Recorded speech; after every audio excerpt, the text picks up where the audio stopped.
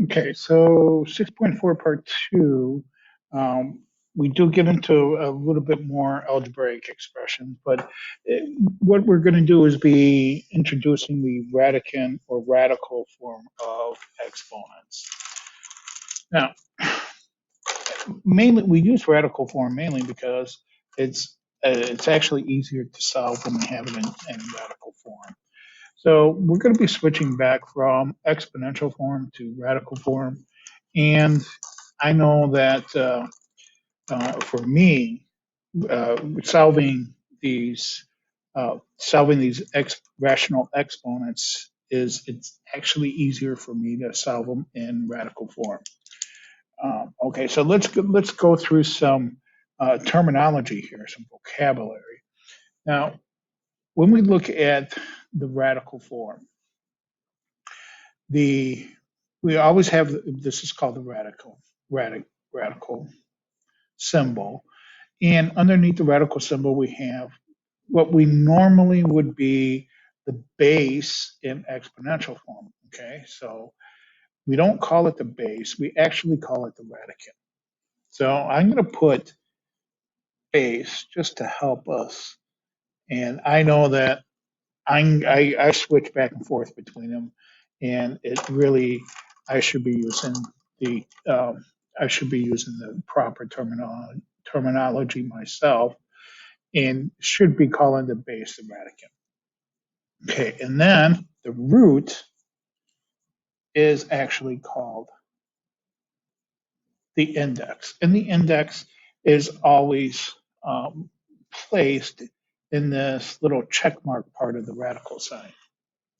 So we have the radicand and the index, the base and the root. Now, don't forget that in this radical form that we have an exponent too.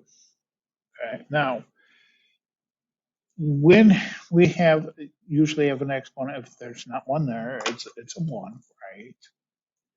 So when we change this to an exponent form, that exponent actually can be placed with the radicand or the base, or it can be placed outside in parentheses of the radicand and the whole radical sign. It actually is our brains think better when it's outside the parentheses. So let's look at an example. Okay, I have the fifth root of 7 squared. Old terminology would be the base 7, exponent of 2, and then root 5. So the new terminology would be the radicand 7 raised to the exponent 2 with an index of 5. It's really not that hard to change it back and forth. 7, 7, the 2 goes in the numerator, and then the index goes in the denominator or the root. So 7 to the 2/3, and you should be able to easily go back the other way too. 7 raised to the 2, and we're taking the fifth root of that. So let's do some example problems. By the way, this index or the root, we don't, if there's nothing there, it has to be a 2 because we can't have a negative root, and we don't, there's no such thing as a zero root or or a one root.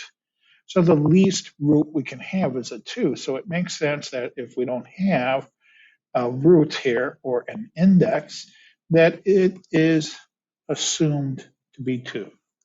Not assumed, it is 2. So if I were to change this to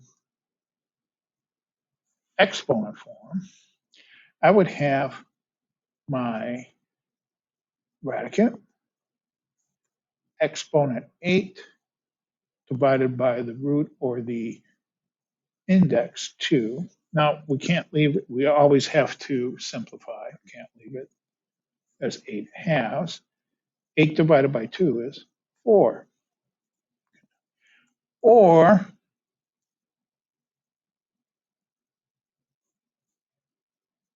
I'm going to wait for that one. Okay, so I have x to the 4th.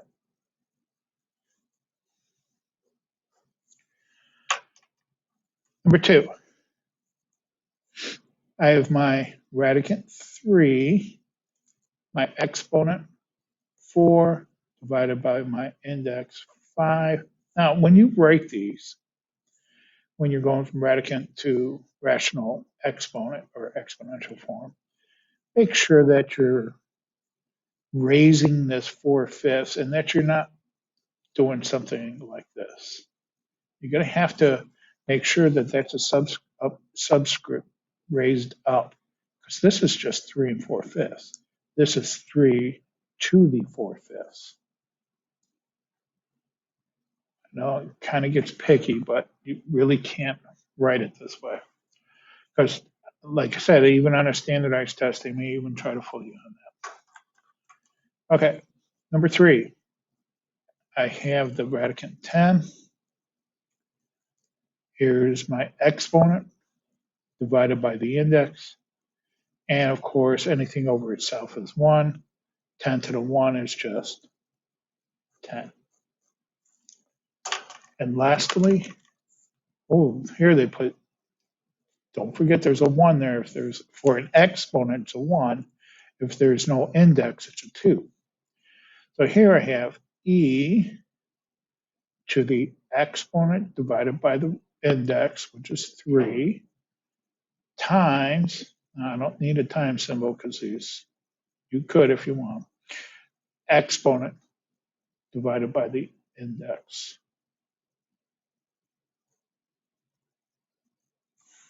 1/3. Now we're going to write each of these, it's an exponential form. Now we're going to write them as radicals. Number 1, here's my, so whatever it says write as radicals, you might as well immediately put down a radical symbol. In fact, we could do that with just about everyone because we're going to radical form. So my radicand is 2, has an exponent, is the numerator, is 1, and the root is 2. Now we can clean this up quite a bit because we don't need the 2 index because it's there if we don't write it, and 2 to the first is just 2.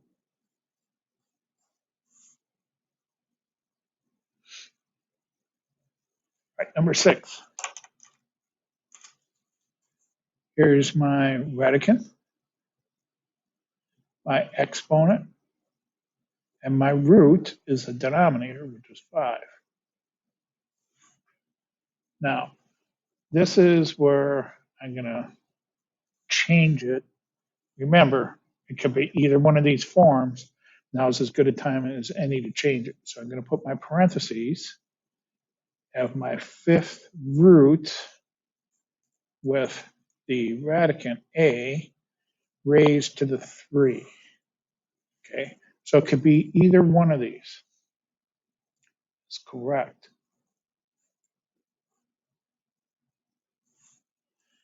You're going to want to prefer this one because that's more like what our brains kind of think of. Okay, number 7. Let's see, my index is the denominator, 5th root, radicand 5. Now I'm going to go ahead and start using that form, raised to the exponent 2, or we can have our exponent on the outside. Number 8, my radicand 4, my root or index is 4, and then raised to the 1 power.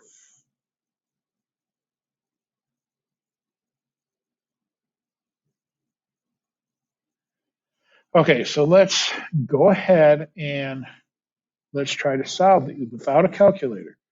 Let's try to solve these. Now, I'm also going to attach or put on this little chart here that tells us, well, this gives us x to the first are perfect squares.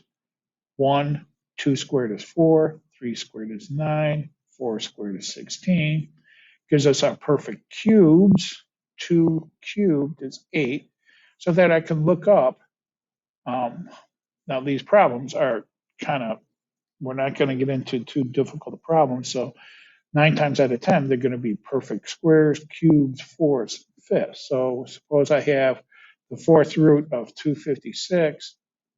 I just look to the left and it's 4. The fifth root of 32, 2. So I'm going to go ahead and put these on Google Classroom for you to print them out. Now, unfortunately, I have a double copy because what I do is I print them out, make cards, and cut them in half. But you can print one out and either cut it in half or do it like me, fold it, and keep it handy while you're doing these problems. The first thing I'm going to do is change this to radical form, to radicals, because again, my brain thinks better with radicals than fractional exponents without a calculator. With a calculator, it's going to be the other way around. I'm going to want exponential form. All right, so I'm going to change this to a radical.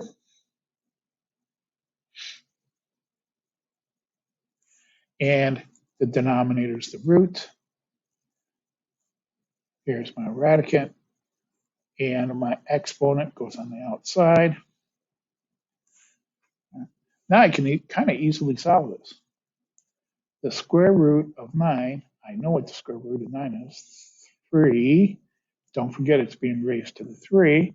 If I look at my chart, if I don't know my perfect cubes yet, and you will after you do a few of these.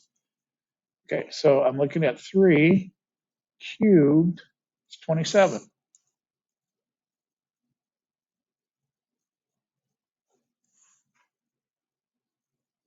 Okay, number 10.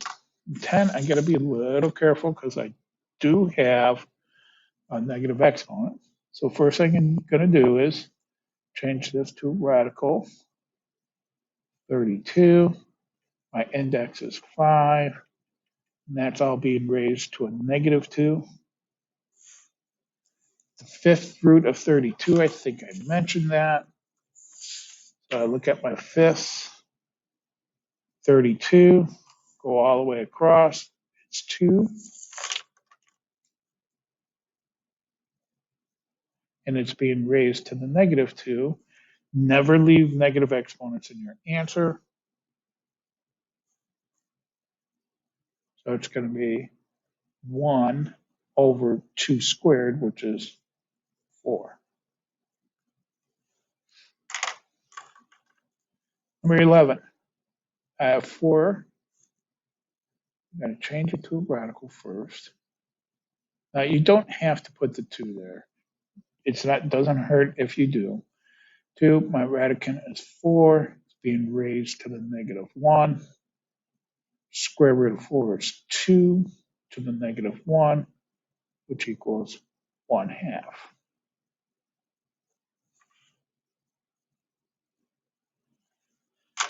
16 5/2. See, radicand sign, it's 2, so I don't need, I could put a 2 there if I want. 16 being raised to the 5th.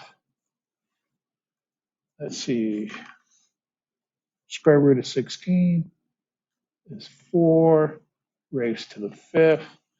And maybe it's on my, yeah, it is. There's 4 being raised to the 5th is 220, 1024.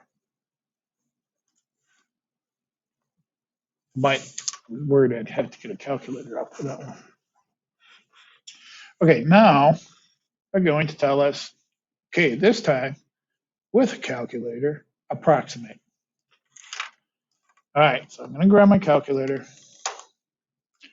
and I'm going to go ahead and put, now this is kind of tricky. This actually, I've been done it for a while and sometimes it takes a while. So I don't have a square root. If you go to your mode button, not mode, your math button, you have these cube roots and we're going to need an x root.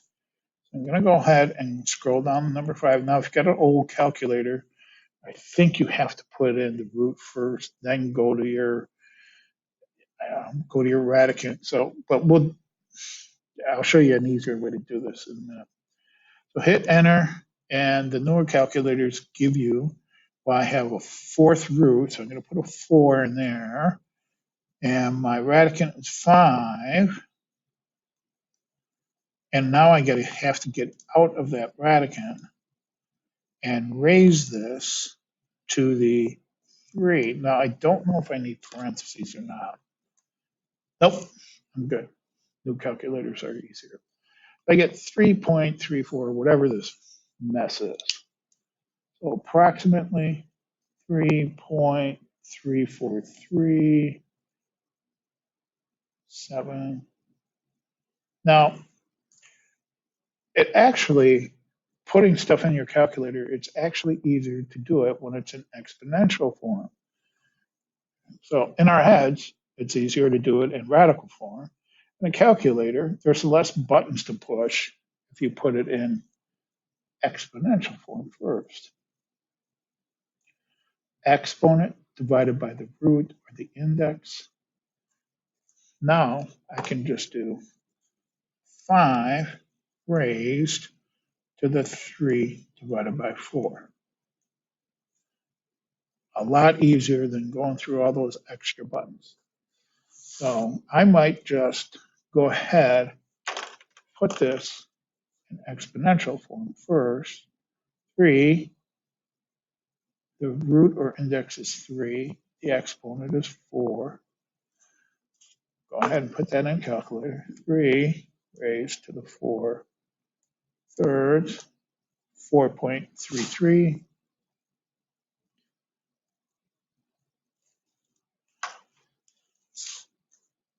5 raised to the 2 thirds, exponent, root or index, 5 raised to the 2 thirds, 2.2.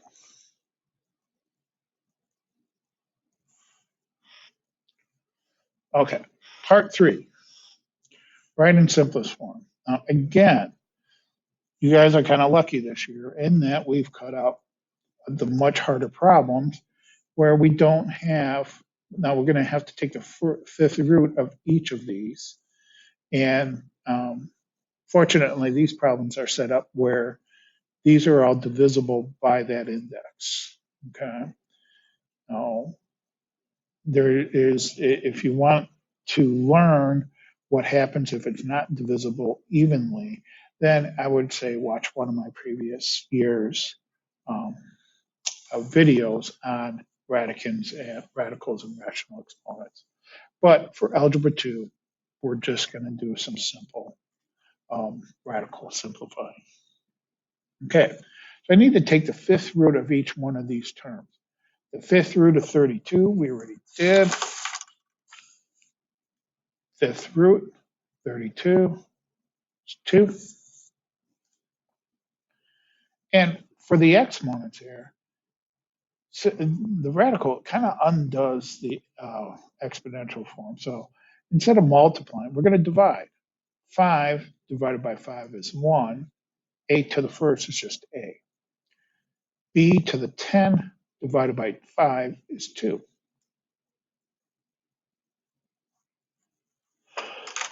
So there's my answer. Okay, here I have the cube root of each one of these. So just going to take x, 6 divided by 3 is 2. Y, 9 divided by 3 is 3. Again, these get very complicated when they don't divide evenly. And 18,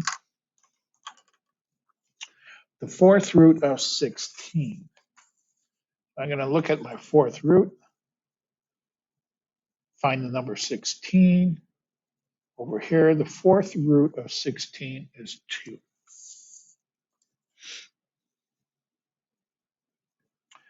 D, 4 divided by 4 is 1. You can put the 1 there if you want. E, 12 divided by 4 is 3. And F, 20 divided by 4 is 5.